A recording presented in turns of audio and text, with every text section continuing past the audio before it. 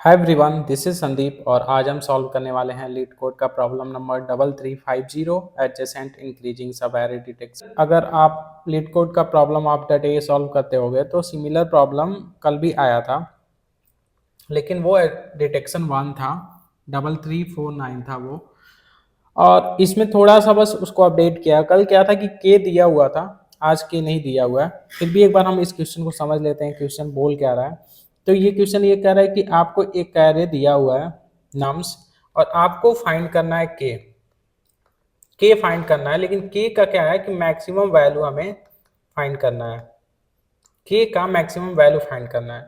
अब मैं आपको समझाता हूँ कि के यहाँ पे है क्या।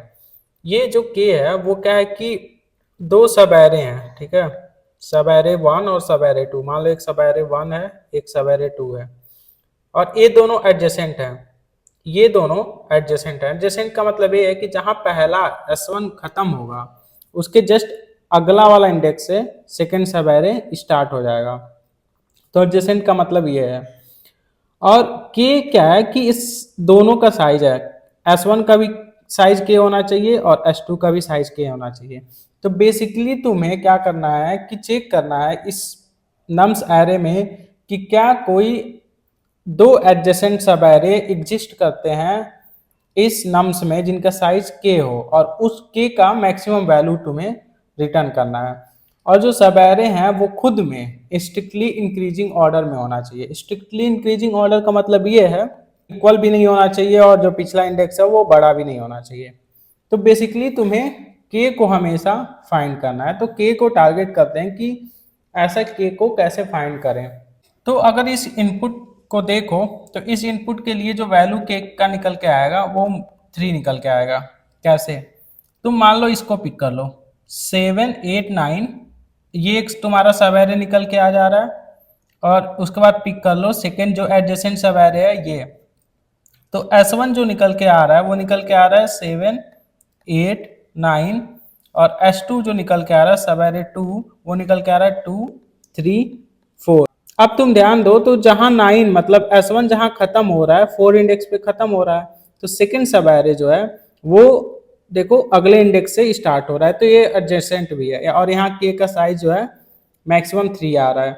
अब यहाँ पे एक और आंसर हो सकता है, ये तो एक वैलिड आंसर है, लेकिन मान लो कोई एक ऐसा एलिमेंट होता जो कोई भी इंक्रीजिंग ऑर्डर में नहीं होता, तो खुद में के का साइज क्या होता, मतलब कोई भी एक एलिमेंट तो उसका आंसर होता है, तो के इक्वल टू 1 हो जाता। लेकिन इस इनपुट में के इक्वल टू 3 है। अब इस चीज को अगर तुम सोचो कि कैसे तुम निकालो ये चीज, तो हो सकता है मान लो कि सारे एलिमेंट जितने भी एरे में रहे वो एक दूसरे से छोटे रहे, ठीक है।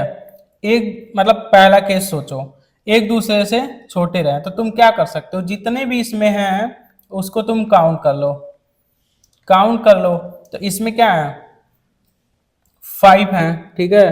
तो काउंट करके 5 डिवाइड बाई 2 कर दोगे तो दो पार्ट तो निकल जाएगा। एक तो चाहे इसको लो और सेकेंड इसको लो, या फिर अगर तुम मान लो बी और सी लेते तो उसका अगला वाला एडजेसेंट डी और ई होता। तो तुम क्या कर रहे हो, अगर मान लो सारे जो है स्ट्रिक्टली इंक्रीजिंग ऑर्डर में है, तो तुम्हारा जो भी है साइज उसका स्ट्रिक्टली जितने भी काउंट हो रहे हैं उसको डिवाइड बाई 2 कर दो। और एक केस मान लो ये होता कि कुछ इसमें स्ट्रिक्टली इंक्रीजिंग ऑर्डर में, मान लो ए बी सी, ठीक है, मान लो ऐसे है, लेकिन जो अगला है मान लो ये बड़ा है, और उसके बाद डी जो है डी है, फिर ई है, फिर एफ है। तो ये देखोगे तो यहाँ भी के का साइज ये तीनों एक के इक्वल टू 3 दे देंगे, जो स्ट्रिक्टली इंक्रीजिंग ऑर्डर में और फॉलो भी कर रहा है केस को। ये जो है के इक्वल टू 3 है और ये आपस में फॉलो कर रहे हैं स्ट्रिक्टली इंक्रीजिंग ऑर्डर को। तो ये मैटर नहीं तुम्हारा करता, क्योंकि जो एलिमेंट है ना वो सेम सब एरे के एलिमेंट से स्ट्रिक्टली इंक्रीजिंग ऑर्डर में होने चाहिए। जरूरी नहीं है कि सेकेंड सब एरे के एलिमेंट से वो स्ट्रिक्टली इंक्रीजिंग ऑर्डर में है कि नहीं।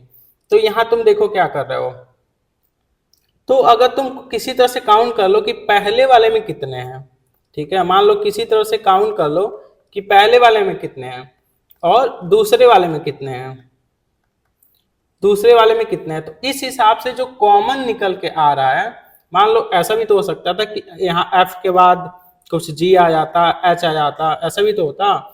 लेकिन तुम किसको लेते, फर्स्ट थ्री को लेते, क्योंकि पीछे तो तीन ही ऐसे हैं ना जो स्ट्रिक्टली इंक्रीजिंग ऑर्डर में है।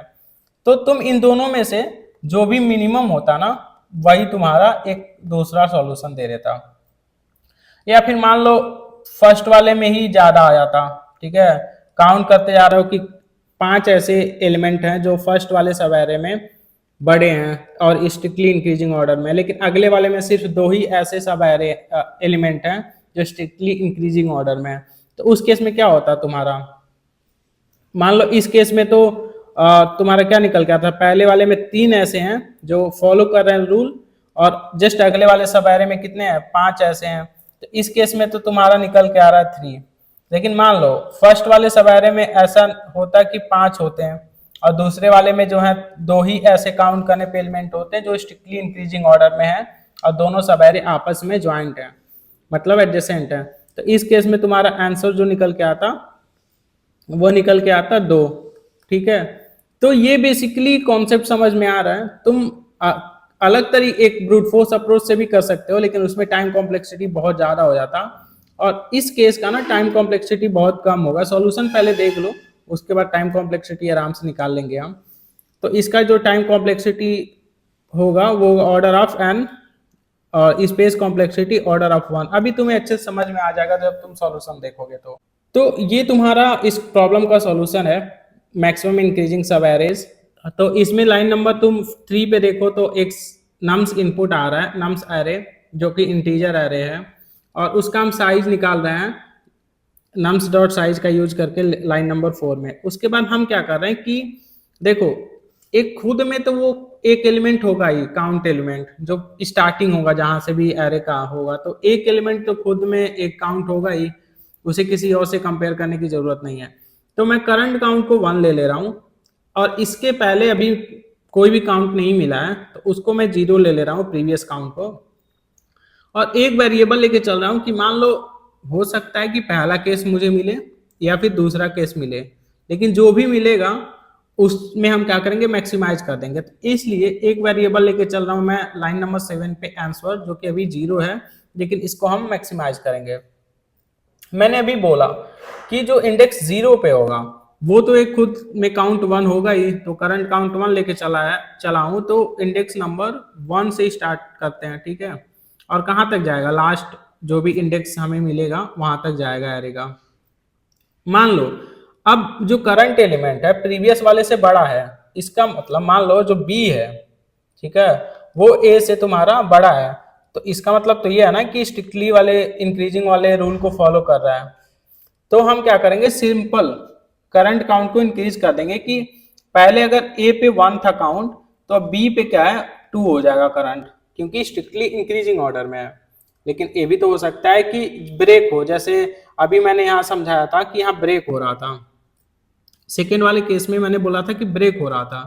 तो अभी तक पीछे से जितने काउंट आ रहे थे, जैसे यहाँ पे 3 आया था, ठीक है, तो उसको प्रीवियस काउंट में रख लो, और अब क्या है, तुम डी पे आ चुके हो ना, डी पे आ चुके हो, तो करंट काउंट को 1 कर दो कि मुझे एक नया एलिमेंट मिल गया।